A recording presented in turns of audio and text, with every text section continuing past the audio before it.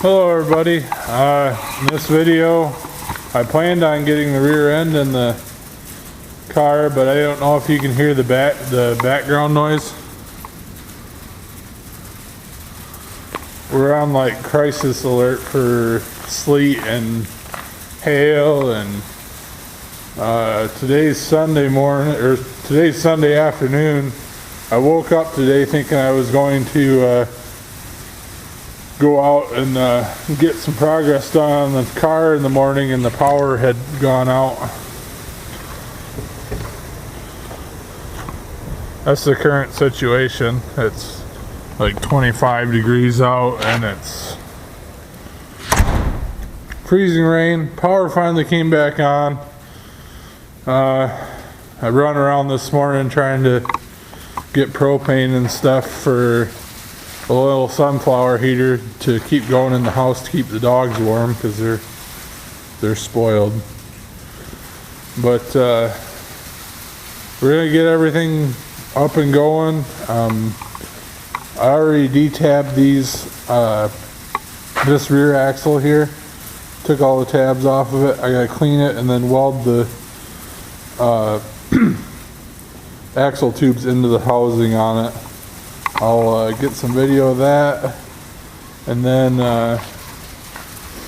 in here I've got my leaf springs out of the car. I put Caraseal on it. I don't know if you guys have ever heard of that, but it's a rust converter. It's supposed to deionize it or whatever, and then it turns it into a different compound. It's a base. I'm going to spray paint them black. I went to go grab that off the shelf and I haven't used it. I bought it like 3 months ago and read the package and it said not to freeze it. Well, I live in Michigan, so I didn't ever read the package, but the whole bottom of it was frozen, so it had chunks and stuff in it. So we're going to spray over them with black and get the bushings put in. I've got some new energy bushings, and I've got a bunch of other parts. I've got a spring kit here, lifter trays, and then some LS7 lifters. So yeah, we'll get into it. We'll get as much done as we can. I can't promise that I'll have the rear end actually mounted in, because I'm getting a late start today and I gotta call it an early night. So we'll see how it goes. Thank you guys for watching, and we'll get to the video.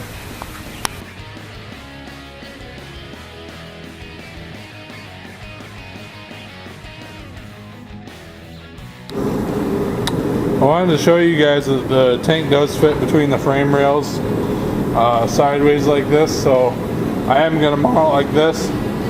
I can't do anything with it until I mount the axle to know where I can mount it front to back in the car. I'd like to get it as close to the axle as I can, but not have it interfere to if I need to do like a gear swap where I can still pull the rear cover and it's not obtrusive. So I just wanted to show you guys that. I know it looked kind of stupid front to back, but I didn't think it would fit in here like this, but it does. And you can see it's just barely in the way of the shackle, but like I said, I'm going to move it forward as much as I can, so it'll probably be out of the way of that shackle mount. Alright guys, I wanted to show you guys a trick for removing these rubber bushings here. That's what they look like. These are obviously blown out. I'm going to replace them with urethane. I've got like a 1/4 inch, or sorry, an 1/8 inch drill bit. You just start it in on the side.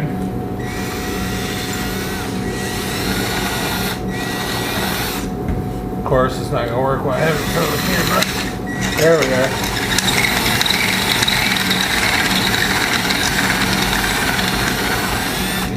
Basically hold the trigger down and let her go, and it'll work its way around it and remove the rubber from the rusted steel spring. Just wanted to show you guys that in case you didn't know. So I've got pretty much the jankiest way that I could get my axle up into the air. You guys are gonna laugh. I've got drive-on plastic ramps with 4 or 6x6s with jack stands, and then the axle on top of it.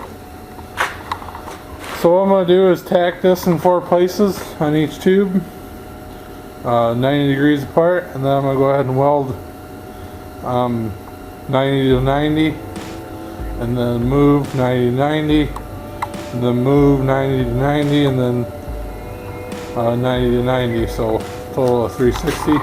Just weld it in quarters and then move around as much as possible. We'll do both axles. I'm going to shoot a little bit of film of it, so hopefully this doesn't fall on me. If it does, I've got steel toes on, so I should be good.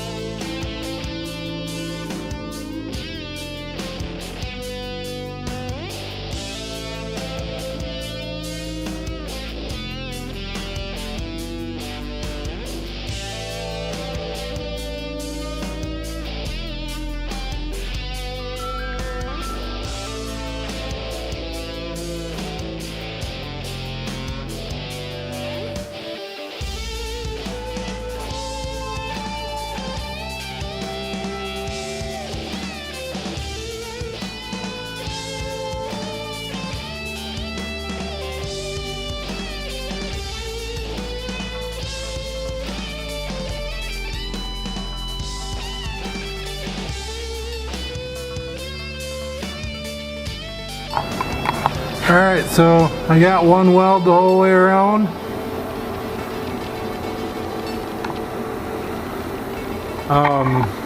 One welded the whole way around. We're going to go to the other side. I'm not going to film it, and my camera died halfway through, so I had to charge. I just want to take this quick second to show off this weld. This is the other side, and it looks a ton better than the other side, so just kind of a redeeming myself. If you guys looked at my weld and passed judgment, I guess here you go. Second weld in of the day on stainless, and it looks passable. I just figured I'd throw that in there for a joke. I think I showed you guys earlier, but I actually got my slugs welded in. I've got to clean out the rail before we go any further and cap it, but I've got it welded inside. I'm going to weld the outsides here shortly, but they're both welded in. I got to weld the front of that form channel up here and here, and then I'm going to go ahead and weld in those front hangers, and then hopefully we'll get the springs under it, center up the rear end, and set the rear end in it, and hopefully be able to figure out pinion angle without too much hassle. I don't have U-bolts is the bad deal, and I can't reuse the U-bolt plates on the bottom of the old axle because the old axle is like a 2-inch tube. You can see it over there. It's like a 2-inch tube, and the Explorer 88 is 3 1/4 or 3 1/2. I can't remember, but so I'm gonna have to get new U-bolts and new U-bolt plates. Hopefully we can figure something out though. Maybe I'll just set it in there and eyeball it for now. Yeah. Alright guys, so as luck would have it, we hit a snag. I've been frustrated with this for the last couple hours trying to figure out what I'm going to do about it, but my old springs are the smaller 1.5 spring eye, which are a downgrade. I guess every new spring is a 2-inch. These are the 1.5s. Well, I just ordered it, didn't really think much about it.